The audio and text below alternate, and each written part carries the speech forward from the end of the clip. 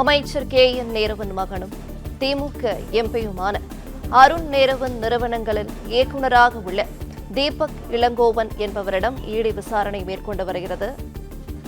சென்னை ஆரைபுரத்தில் உள்ள அமைச்சர் நேருவின் சகோதரர் KN ரவிச்சந்திரன் வீட்டிற்கு தீபக் இளங்கோவனை அழைத்து வந்து விசாரணையானது நடைபெற்று வருகிறது. கூடுதல் விவரங்களை செய்தியாளர் சரவணன் வழங்கிட கேட்கலாம். சரவணன் வணக்கம். மேலும் விவரங்கள் என்ன பகிரலாம்?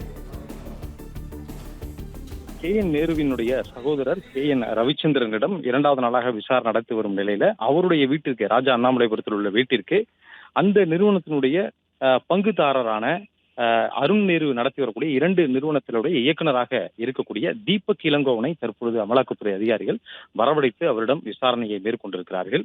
அவர் 2 நிறுவனங்கள்ல அருண் நேரு நடத்தி வரக்கூடிய டர்க்கி ப்ராப்பர்ட்டி டெவலப்பர்ஸ் என்ற ஒரு நிறுவனமும் GSNR ரைஸ் இண்டஸ்ட்ரீஸ் என்ற ஒரு நிறுவனம். இந்த நிறுவனம் ஆழ்வார்பேட்டை CV ராமன் சாலையில ஒரே முகவரியில பதிவு செய்யப்பட்டு இந்த நிறுவனங்கள் இயங்கி வருகிறது. இந்த நிறுவனத்தினுடைய 2 நிறுவனங்களிலும் இயக்குநராக தீபக் இளங்கோவன் இருக்கிறார். இந்த நிறுவனம் குறித்து தற்பொழுது விசாரணை மேற்கொள்வதற்கு அந்த நிறுவனத்திலும் முதல் நாள் அமலாக்கத்துறை சோதனை நடத்திய பொழுது அந்த சோதனை நடத்தி பல்வேறு ஆவணங்களை கைப்பற்றியிருந்தார்கள். அந்த ஆவணங்களை கொண்டு தற்பொழுது அவரிடம் விசாரணை நடத்தப்படுகிறது. விசாரணைக்காக KN ரவிச்சந்திரன் வீட்டிற்கு அவரை வரவழைத்திருக்கிறார்கள். தற்பொழுது வந்திருக்கக்கூடிய அவரிடம் அமலாக்கத்துறை அதிகாரிகள் விசாரணை நடத்தி வருகிறார்கள்.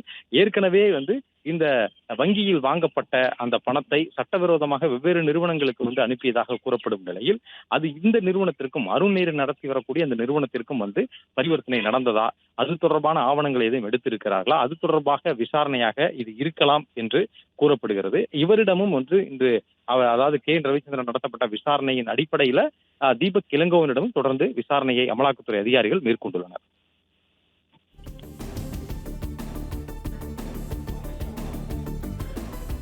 பிளே ஸ்டோர் மற்றும் ஆப் ஸ்டோரில் இருந்து பாலிமர் செயலியை QR கோடு மூலம் பதிவிறக்கம் செய்யுங்கள். செய்திகளை உடனுக்குடன் பெறுங்கள்.